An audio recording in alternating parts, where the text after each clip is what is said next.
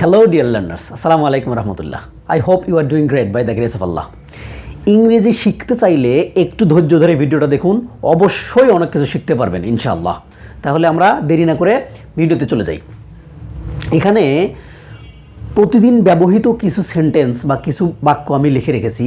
আমরা কিছু সহজ ফর্মুলা শিখব, যে ফর্মুলাগুলো ইউজ করে, যে ফর্মুলাগুলো ব্যবহার করে আমরা এই প্রতিদিনের ব্যবহৃত বাক্যগুলো, অসংখ্য বাক্য নিজে তৈরি করতে পারবো, সেই রকম কিছু ফর্মুলা শিখব। ওকে, এখানে লেখা আছে এই সেই জায়গা। আমরা প্রায়ই বলে থাকি এই সেই জায়গা, এই সেই ব্যক্তি, এই সেই বিল্ডিং, এই সেই অফিস, এরকম করে আমরা অনেক কথা প্রতিদিন বলে থাকি।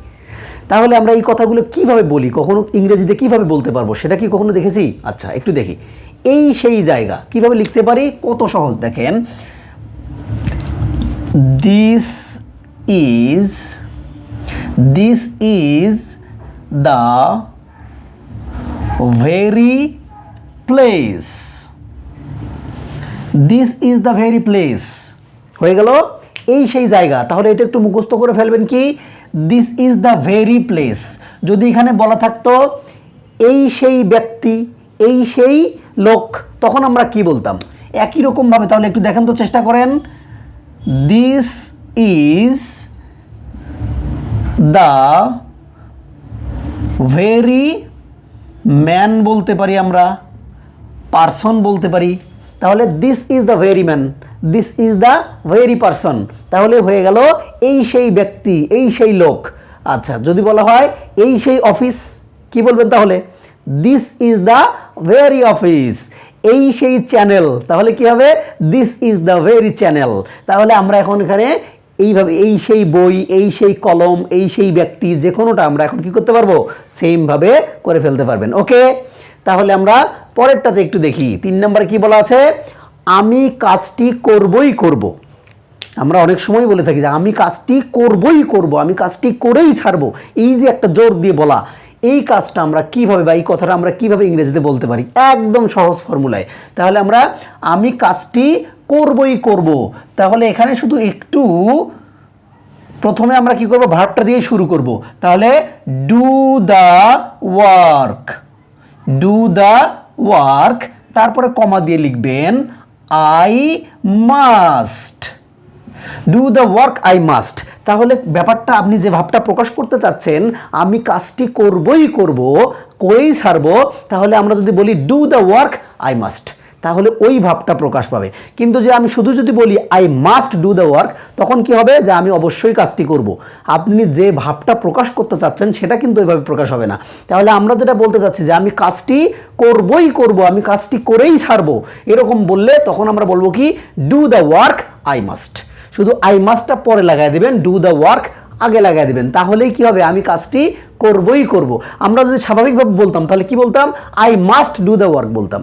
কিন্তু যখন আমরা এইভাবে একটু বেশি জোর দিয়ে বলতে চাবো, তখন আমরা এই অংশটাই আগে লিখবো, আই মাস্টটা পরে লিখবো। তাহলেই হয়ে গেল, একদম সহজ সমাধান। তাহলে আবার এই সেন্টেন্সটা এবার নিজেরা করেন তো, আমি ইংরেজি শিখবই শিখবো। তাহলে কি হবে এবার? আমি ইংরেজি শিখবই শিখবো। তাহলে কি করব আমরা?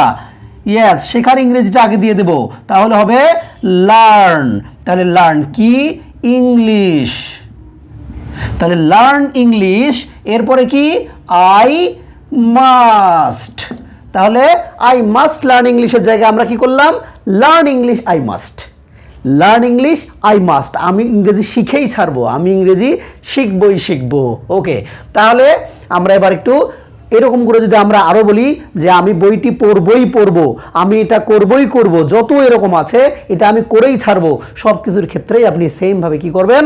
শুধু ভার্ব দিয়ে বাকি অংশ দিবেন, লার্ন ইংলিশ আই মাস্ট, হ্যাঁ, do the work I must, এরকম করে দিলেই সেন্টেন্সগুলো হয়ে যাবে। এরপরে কি হবে? 5 নম্বরে বলা আছে আমি কাজটি করব করব ভাবছি। এতক্ষণ বলছিলাম যে করবই করব, অবশ্যই করব, কিন্তু এবার বলা হচ্ছে আমি কাজটি করব করব ভাবছি, কিন্তু এখনো করা হয়ে উঠছে না। তাহলে আমি কাজটি করব করব ভাবছি, এটা আমরা কি দিয়ে প্রকাশ করতে পারি? দেখেন সহজেই। তাহলে এইখানে আপনাকে মনে রাখতে হবে একটু জিনিস, যে আই থিঙ্ক অফ। তাহলে আই থিঙ্ক অফ, এরপরে কি করবেন? কোন কি করবেন সেটার সাথে একটা ভার্বের সাথে আইএনজি লাগাই দিবেন। I think of doing, I think of doing the work. I think of doing the work, তাহলে কি হলো, আমি কাজটি করব করব ভাবছি। তাহলে যে কোনো কিছু করব করব ভাবছি হলে আই থিঙ্ক অফ, এটা মুখস্থ করে ফেলেন, আই থিঙ্ক অফ আর ভার্বের সাথে আইএনজি, তাহলে হয়ে গেল কি আমি কাজটি করব করব ভাবছি। যদি এখন বলা হয় আমি কি বলে যাব যাব ভাবছি, আই থিঙ্ক অফ গোয়িং, তাহলে যদি বলা হয় আমি, এখানে একটা সেন্টেন্স আছে, আমি ভাত খাবো খাবো ভাবছি, তাহলে এবার একটু নিজেরা করে ফেলেন, আমি ভাত খাবো খাবো ভাবছি, তাহলে আমরা এটাকে কিভাবে করতে পারি, অবশ্যই তাহলে আই থিঙ্ক অফ, তাহলে আই থিঙ্ক অফ, এখন কি হবে, খাওয়ার কথা বলা হচ্ছে এখানে, তাহলে কি হবে এখানে, eating, I think of eating rice, হয়ে গেল আমি ভাত খাবো খাবো ভাবছি। তারপরে আবার কি আছে, তাহলে এরকম করে যদি বলা হয় যে আমি এটা করব করব, যত কথা আছে এরকম যে আমি এটা করব করব ভাবছি, আমি স্কুলে যাব যাব ভাবছি, কলেজে যাব যাব ভাবছি, আমি তোমাকে ফোন করব করব ভাবছি, এরকম করে I think of calling you, I think of going there, এরকম করে করে আমরা সব বলতে পারবো। ওকে, তারপরে আবার এবার একটু পরেরটা দেখি কি বলা আছে এখানে, আমি কাজটি করে অভ্যস্ত।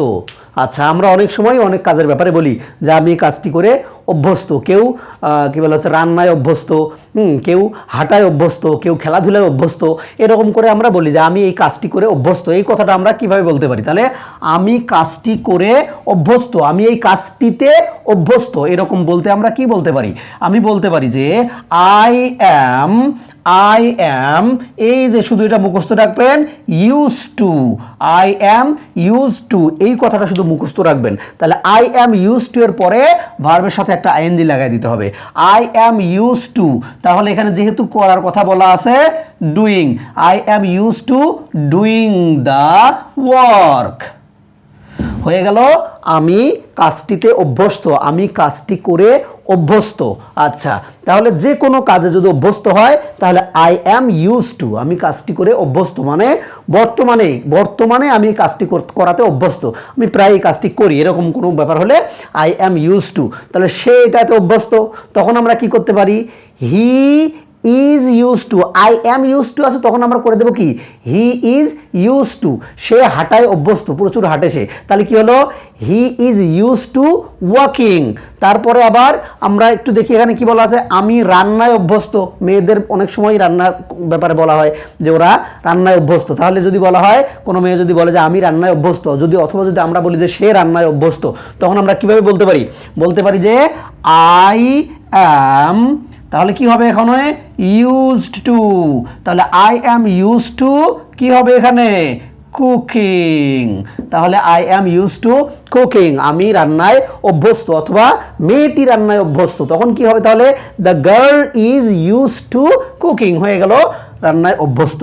তাহলে এরকম করে আমরা যত রকমের অভ্যস্ত, বর্তমানে যারা অভ্যস্ত, এই ব্যাপারটা প্রকাশ করার জন্য এরপরে আই সাবজেক্টের পরে একটা বিভার্ব দিয়ে ইউজ টু দিয়ে ভার্বের সাথে আইএনজি দিয়ে দিবেন। কিন্তু যদি এখানে